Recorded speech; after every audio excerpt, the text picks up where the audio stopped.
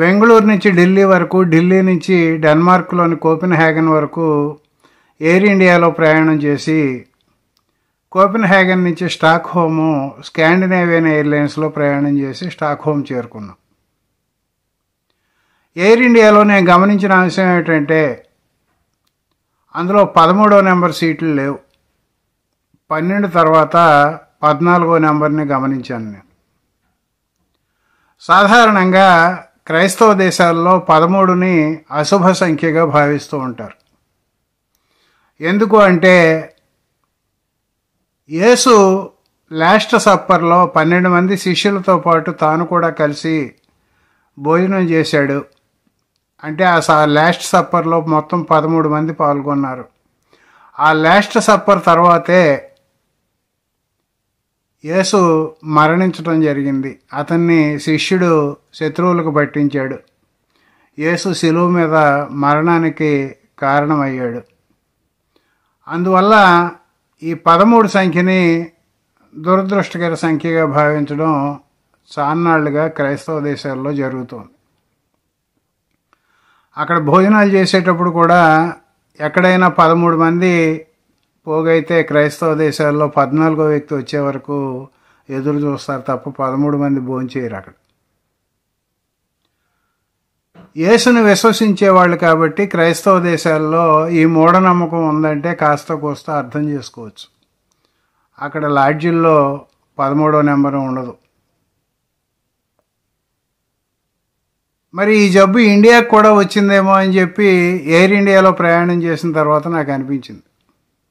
తెల్లారి లేస్తే హిందువులు క్రైస్తవుల్ని ముస్లింలని రకరకాలుగా విమర్శిస్తూ ఉంటారు. అవి ఎడారి మతాలని చెబుతూ ఉంటారు. రాధా మనోహర్ దాస్ లాంటి వాళ్ళు అయితే తెల్లారి లేస్తే క్రైస్తవుల్ని గొర్రెలు అని చెప్పి సంబోధిస్తూ రకరకాల వ్యంగ్య వ్యాఖ్యానాలు చేస్తూ ఉంటాడు ఆయన. మరి ఆ గొర్రెలు నమ్మే మూఢనమ్మకాన్ని హిందువులు ఎందుకు స్వీకరించారన్నది ఒక ప్రశ్న. ఎయిర్ ఇండియా నిన్న మొన్నటిదాకా ప్రభుత్వ ఆధ్వర్యంలో నడిచింది. ఇటీవలే దాన్ని టాటా గ్రూప్ వాళ్ళు టేక్ ఓవర్ చేయడం జరిగింది. ఇలాంటి పరిస్థితుల్లో ఎయిర్ ఇండియాలో 13వ నెంబర్ లేదు అంటే బహుశా ప్రభుత్వ ఆధ్వర్యంలో నడుస్తున్న కాలం నుంచి కూడా ఎయిర్ ఇండియాలో 13వ నెంబర్ లేదని భావించాలేమో అనుకుంటున్నాను నేను. మన పాలకులందరూ రాజ్యాంగం మీద ప్రమాణం చేసి రాజ్యాంగాన్ని కాపాడుతామని చెప్పి ప్రగల్భాలు పలుకుతూ ఉంటారు. రాజ్యాంగం శాస్త్రీయ దృక్పథాన్ని పెంపొందించమని చెబుతోంది. సంస్కరణశీలతని ప్రజల్లో వ్యాపింపజేయాలని చెబుతోంది. ప్రశ్నించే తత్వాన్ని పెంచాలని చెబుతోంది. వీటన్నిటిని తొంగలోకి తొక్కి ప్రభుత్వాలే మూఢనమ్మకాలని పెంచి పోషిస్తూ ఉంటే ఏమనుకోవాలి?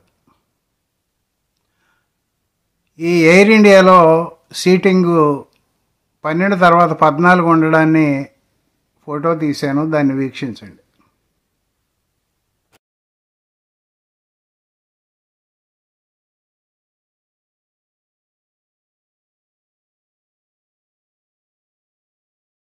చూశారు కదా మిత్రులారా,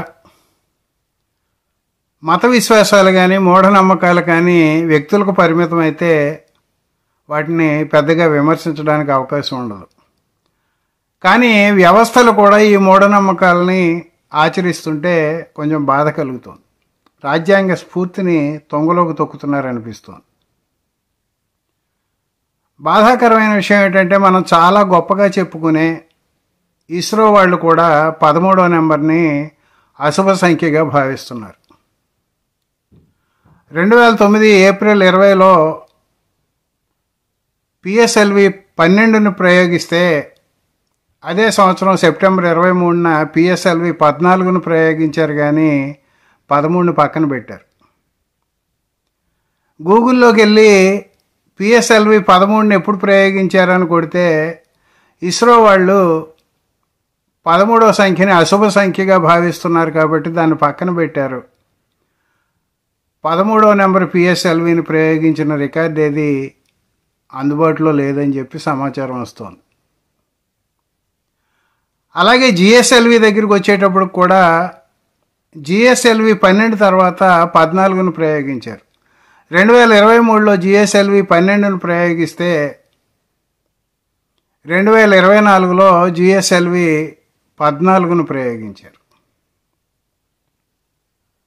ఇస్రో అంటే మనం అక్కడ మేధావులు ఉన్నారని చెప్పి భావిస్తూ ఉంటాం.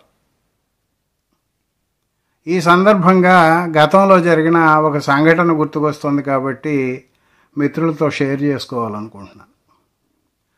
జన విజ్ఞాన వేదిక వారు వైజాగ్లో అంతరిక్ష విజ్ఞానం మీద ఒక 4 సంవత్సరాల క్రితం ఓ సమావేశాన్ని నిర్వహించారు. అందులో వక్తలందరూ కూడా పిహెచ్డీలు చేసినటువంటి పెద్దలే, ఆయా రంగాల్లో నిష్ణాతులైన వ్యక్తులు.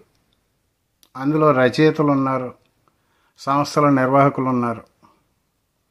వాళ్ళతో పాటు నన్ను కూడా పిలిచారు, మీరు కూడా ఒక స్పీకర్గా రండి అని. బహుశా అక్కడ మాట్లాడిన వాళ్ళలో కేవలం డిగ్రీ ఉన్నవాడిని నేను ఒక్కడినే అనుకుంటున్నాను.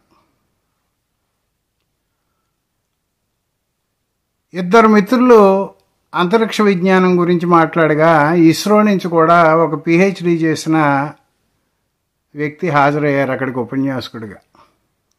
ఆయన సాంకేతిక నిపుణుడు కాదు, కార్యనిర్వాహక ఉద్యోగి అక్కడ. కాకపోతే ఆయన కూడా పిహెచ్డి చేసిన వ్యక్తి. స్వతహాగానే అక్కడ హాజరైన వాళ్ళందరూ ఏమనుకుంటారు, ఇస్రో నుంచి ఒక వ్యక్తి హాజరయ్యారు అంటే ప్రస్తుతం అక్కడి నుంచి జరుగుతున్న అంతరిక్ష ప్రయోగాలు ఏ దశలో ఉన్నాయి, భవిష్యత్తులో ఏ దశను సంతరించుకొని ఉన్నాయి, భవిష్యత్తు అంతరిక్ష విజ్ఞానం ఏ రకంగా పరిణమించబోతోంది, ఆ రంగంలో మనం సాధిస్తున్న ప్రగతి ఏమిటి అనే విషయాల గురించి మాట్లాడతారని చెప్పి భావించడం సహజం. విచిత్రంగా అక్కడికి ఇస్రో నుంచి హాజరైన ఉద్యోగి అంతరిక్ష విజ్ఞానం గురించి మాట్లాడడం మానేసి దేవుళ్ళ పటాలు